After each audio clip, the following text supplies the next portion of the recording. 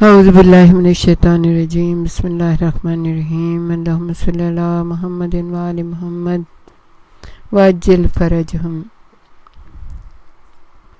عباس ابن علی دریا تک پہنچ گئے۔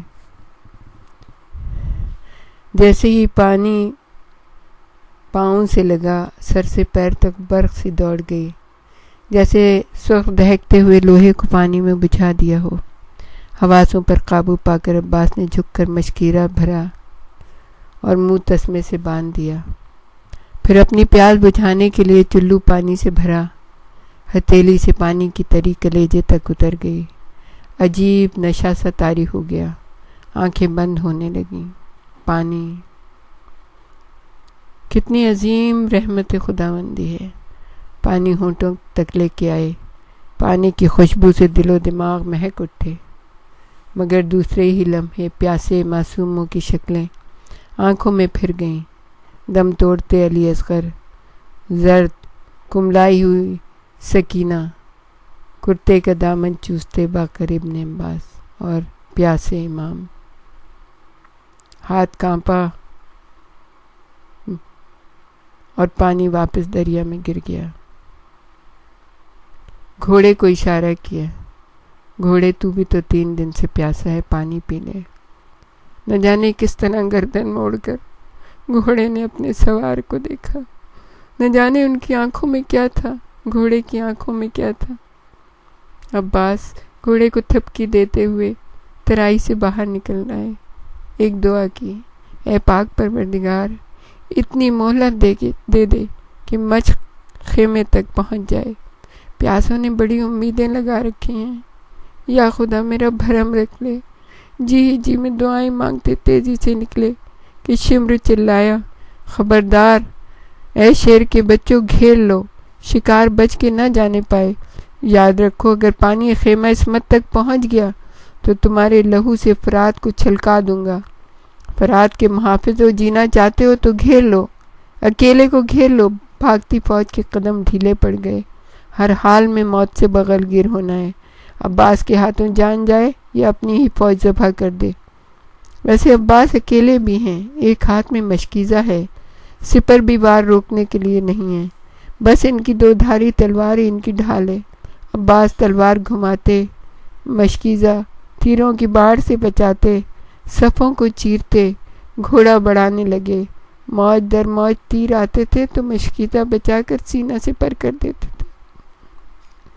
اب دور سے خیمے نظر آ رہے تھے، بچے ہاتھوں میں کٹورے لیے ننھے کھلونوں کی طرح خوشی سے اچھل رہے تھے، پانی کے شوق میں بار بار لپکتے تھے، مائیں دامن پکڑ کر روک لیتی تھیں۔ عباس کی آنکھوں میں کئی بار اندھیرا چھایا، بینائی گم سی ہو رہی تھی، مگر عباس ابن علی ہمت ہارنا نہ جانتے تھے۔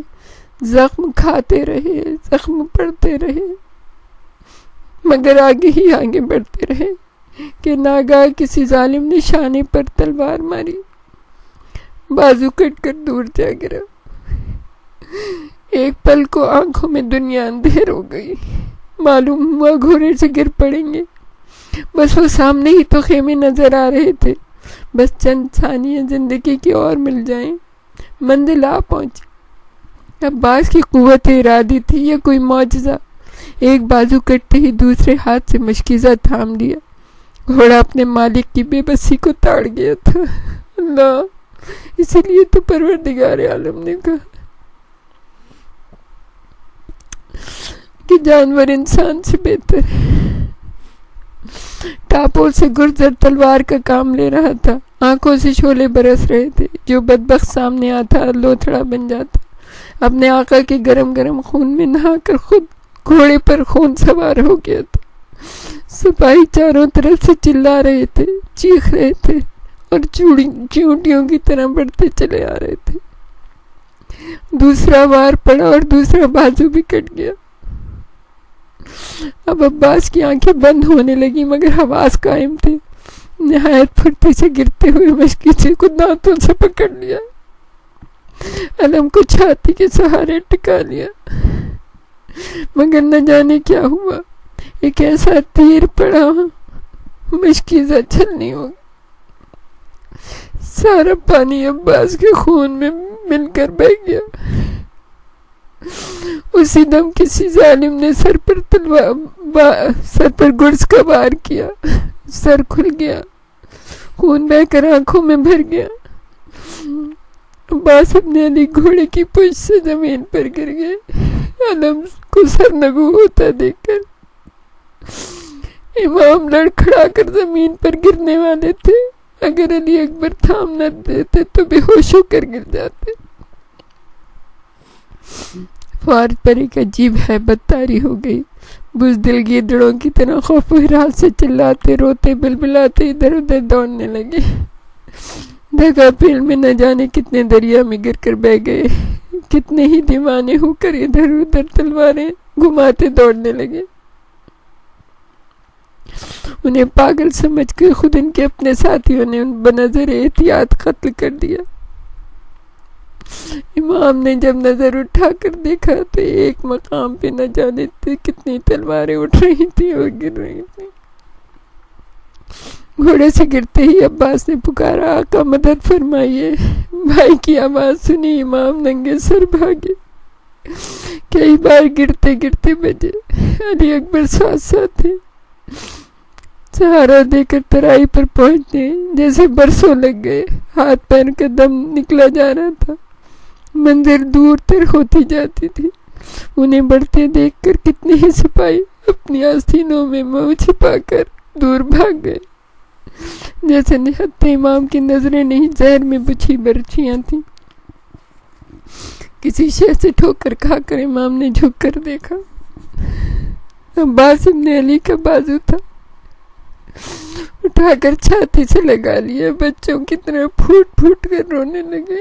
یہ وہ بازو تھے جو بچپن میں امام کے گلے میں حمائل ہوتے تھے۔ عباس نے بے چین ہو کر پکارا، آقا کہاں ہیں آپ؟ مجھے دکھائی نہیں دیتا۔ سر کے زخم کا خون آنکھوں میں بھر گیا، ہاتھ نہیں کہ پہنچ سکوں کہ اپنے آقا کا آخری دیدار بھی نصیب نہ ہوگا۔ یہ دم یوں ہی سینے میں اٹکا رہے گا۔ امام قریب آئے۔ عباس کا سر اٹھا کر زانو پر رکھا، دامن سے آنکھوں کا خون پاک کیا، پھر منہ پر منہ رکھ کر بڑی لجاجت سے ایک بات کہی، عباس تم نے ہمیشہ ہمیں آقا کہا ہے، ہمیں ارمان ہی رہا کہ کبھی بھائی کہہ دو۔ میرے بھیا میری آرزو پوری کر دو، مجھے بھائی کہہ کر پکار لو عباس۔ بھائی میں کتنا خوش نصیب ہوں کہ آپ میرے بھائی ہیں۔ عباس نے موت سے آخری جنگ کرتے ہوئے کہا، مجھے اسی مقام پر دفن کیجیے گا۔ فرات کے گھاٹ کو میں نے اپنے خون سے سینچا ہے، میری پیاسی روح دریا کے قرب سے سیراب رہے گی۔ ہاں مگر مجھے خیمے میں نہ لے جائیے گا، میں بچوں سے شرمندہ ہوں۔ یہاں پر بہت پیاری نیند آ رہی ہے، یہ دنیا کتنی خوبصورت ہے، کتنا حسین نغمہ ہے۔ بابا میرے بابا آپ کتنے خوش ہیں۔ ایک سرد اطمینان بھری آہ مجھے نکلی اور عباس ابن علی ہمیشہ کے لیے سو گئے۔ امام نے کٹے ہوئے بازو عباس کے پہلو میں رکھ کر اپنی ابا کو اتارا، عباس کو بازوؤں کے ساتھ اچھی طرح لپیٹا، اپنے کمر بند کھول کر اس کو باندھ دیا، اپنے دامن سے ان کا چہرہ سراغ کیا، بکھرے ہوئے بالوں کو سنوارا، گھٹنوں پر ہاتھ ٹکا کر اٹھے۔ علی اکبر لاش اٹھانے کو جھکے تو روک دیا، نہیں سونے دو، بہت تھکا ہوا ہے۔ آقا خیمے میں لاش نہ لے گئے تو سب بے قرار ہو کر نکل پڑیں گے۔ وہ دیکھیے سکینہ کس بری طرح مچل رہی ہے، پھوپھی جان دیوانہ وار ننگے پاؤں نہ آ جائیں۔ نہیں بچوں نے یہ کٹے ہوئے بازو دیکھے تو پاگل ہو جائیں گے، بس میرے علم بردار کا علم لے چلو۔ اور یہ نیم جان مشکیزہ بھی اس کے ساتھ باندھ لو۔ علی اکبر نے اپنے پیارے دوست، چچا اور استاد کے خون میں ڈوبا ہوا علم اٹھایا مگر بلند نہ کیا۔ میت کی طرح باپ بیٹا کاندھا دے کر خیمے میں لائے اور جوب سے ٹکا دیا۔ سب علم سے لپٹ کر ماتم کرنے لگے۔ چھوٹی بابج کا غم دیکھ کر زینب کے آنسو خشک ہو گئے۔ بد نصیب بیوہ علم کے پھریرے میں منہ چھپائے گلے میں ابھرتی ہوئی چیخوں کو گھوٹ رہی تھی۔ ایک دن پیاری سی شرمیلی لڑکی کو اپنے ہاتھوں سے دلہن بنایا تھا، مجھ کو امبر کی خوشبو میں بسا کر سندل سے مانگ بھری تھی۔ آج زمانے نے اس مانگ میں خاک بھر دی تھی۔ امام سر جھکائے علم کے پاس ہی کھڑے تھے، انہیں تن بدن کا ہوش نہیں، سر سے چادر گر گئی ہے مگر کچھ خبر نہیں۔ زینب نے چپ چاپ بیٹھ کر بیوہ عباس کو چھاتی سے لگا لیا۔ ہمارے بابا کے علم کو کس نے شہید کر دیا؟ عباس کا بچہ علم پر منہ رکھے بلک بلک کر رو رہا تھا۔ دیکھو تو ہمارے مشکیزے کا بھی سارا لہو بہہ گیا۔ سکینہ حسرت سے آہیں بھر رہی تھی۔ کہاں ہے ہمارے پیارے امو؟ ہم ان سے ان ظالموں کی شکایت کریں گے۔ اللہ بے زبان مشکیزے کو بھی قتل کر دیا۔